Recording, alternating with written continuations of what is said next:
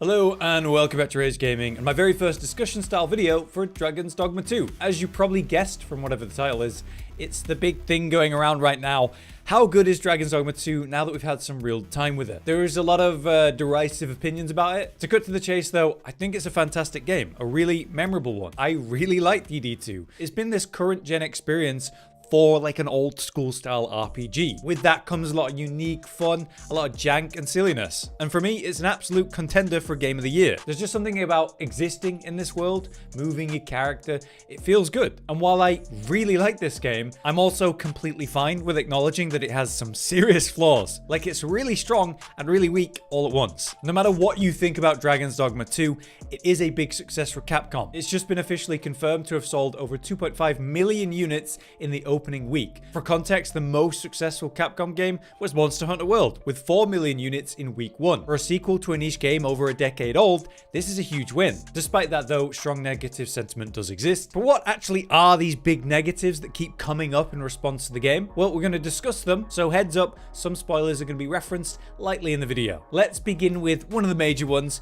and probably the most valid one, the story, and how it kind of falls off a cliff and ends very suddenly after what was a really strong start. Like it opens really good, you're in that prison, you have the Medusa fight, you escape the prison, you get this great view of the world you're going to explore, you have this little starting area, you're introduced to the pawn system, you have the context to who you are, and the classic dragon taking your heart scene, becoming an arisen. Pretty quick, you're in Vernworth, this major city. Big players, a plot, you're trying to retake your throne, you're doing the busy work, interacting with a lot of the main characters, and there's side quests in that city that send you into different places. It culminates into that big moment where you're going to announce yourself, only to be knocked down by a surprise force that can turn pawns against you. So you need a new plan. And this is a great excuse to go to the desert region now, because they have a different culture where they don't really trust pawns. And why is their culture so different? Why do they hate pawns so much? None of that really happens. You go to the desert region, you find some dude looking for blue crystals, which is what's used to control the pawns. This island raises up out of the water. You meet this ancient dude. He gives you a sword made from arisen to deal with the dragon. We basically throw some dragon blood at it. Now a giant's active. Okay, we take that down. And now it's the final big boss, the dragon fight. What happened to the monarch storyline and taking back our throne? Why was there almost nothing to the Batal region? The whole hate pawns thing, the different religion. We just kind of walk in, no issue. No one actually gave me any shit for having pawns. I thought their whole distrust for pawns would lead to difficult things. We'd find ways around that. And because of their interesting anti-pawn stance and through their religion maybe, we'd find a way to solve this strange anti-pawn power. Maybe we'd like teach them pawns aren't so bad or something, I don't know. I even thought our pawns would do something interesting with like a twist where they would turn on us or something, especially your main pawn. We did kind of get that with the Dragon Blight mechanic, which is pretty cool. I just thought it would be more story related. But yeah, it just feels like the opening section, you know, most of Vermund was really good and what I was expecting. And then the moment you move forward from that, it's like the game is just about to end all of a sudden. You fast forward to the final event, and speaking of which, the final event, if you do the true ending, which, you know, you use the sword on yourself, you miss the dragon fight, which is one of the most built up parts of the game. But if you do the dragon fight, you miss the whole Unmoored World, which is the only real endgame mechanic. I guess the idea is you do one or the other, then you play the game again, do the second one. That's fair enough. But overall, it just feels like the story takes this crazy nosedive at a very distinct point. It never earns those big moments. And there's just like weird stuff where, say, the world's technically ending, like you're in the Unmoored World, and NPCs are acting like it's completely fine. They don't even acknowledge it. It's just this weird disconnect. And so I could completely understand someone who rushed the story to be pretty dissatisfied with the game. I just can't imagine ever doing that. It's this huge world with all these characters. There's so much to explore. The vocations are incredible. The combat's really fun. To miss all of that just to really do this, well, underwhelming story, yeah, that would suck. So I think this is a pretty valid criticism. But then there's this world and the characters within, the side content and the progressions of different relationships. It was a big kind of selling point, and that's fallen flat for a lot of people. It's the lack of content, both in literal stuff to do,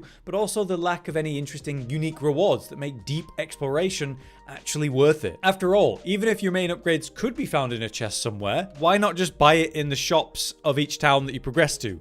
they're there anyway. I don't know, the quests were really up and down. Some had some really fun, interesting stuff to them. Most of them, they'd be like A to B with no real result. Everything goes straight back to normal, there's no impact. Say the relationship system, that turned out to be very simple, just giving certain NPCs gifts and then they like you more. I expected a lot more examples like the Wilhelmina side quest stuff, where you unlock her side quest by raising your affinity with her. Then you have a side quest storyline and even romance potential. I thought that's what we were getting with a lot of NPCs, like not just specifically one, but that was going to be a main interesting feature of the game. Take, say, the huge variance in the quality of the master teaching unlocks and the story around those. Luz is a really funny example with a trickster. You just meet Luz and you go, okay, here's my vocation. Now, how do I master it? Well, you go to the roof and you go, ah, there's the real Luz. That's it. Compared to, say, the mage and sorcerer ones, where you're tricking the old sorcerer with fake books, but that means you have to go around the world and collect these really unique grimoires, pay someone to make these fake forgeries, give those to the old man and trick him, so that you actually have the real books to give to his granddaughter elsewhere in the world to teach her real magic. But generally, there's no real interesting events to unravel through exploration. There's no big dungeons with a lot of depth. A prime example of that for me is the thief village called the Nameless Village. Really cool introduction.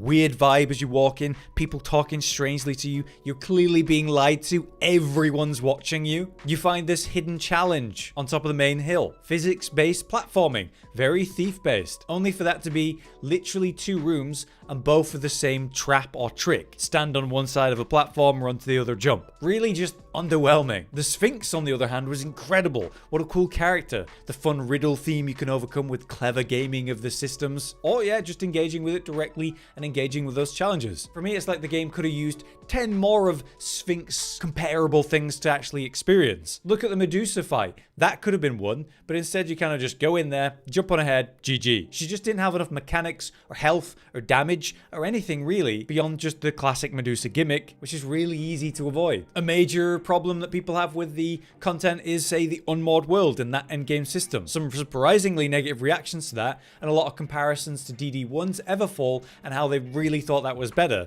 But from the conversations I've had about it, it does seem like a lot of people are remembering that better than it really was. Like, take the Unmoored World. You go into this changed world. All the water is gone. New areas are exposed. The highest tier enemies are everywhere. It's quite hard to travel. You're limited on your saves based on going back to when you last slept compared to going back to an autosave 3 seconds ago. There's also a kind of time limit where the world is being consumed by this killing cloud. You lose access to areas. You have to save people in the right order. It's a cool concept. And then you go to these beacons in the sky and do these new unique fights. I think this is really cool. The only major thing is that it's pretty short and sweet. And yeah, you know, much like a lot, it's not that challenging. Compare that to set up to, say, the original game and its endgame one, Everfall. You jump into a giant hole that opens up in the world, and as you go down, you get down these layers and layers, going into a total of 16 chambers, progressing this dungeon, and at different layers you'll meet checkpoints in the form of, say, merchants. Eventually you fight a new version of the iconic dragon, and within that location you find new unique armor sets and gear, just like the Unmoored World. Within that world you get better drops from the kills,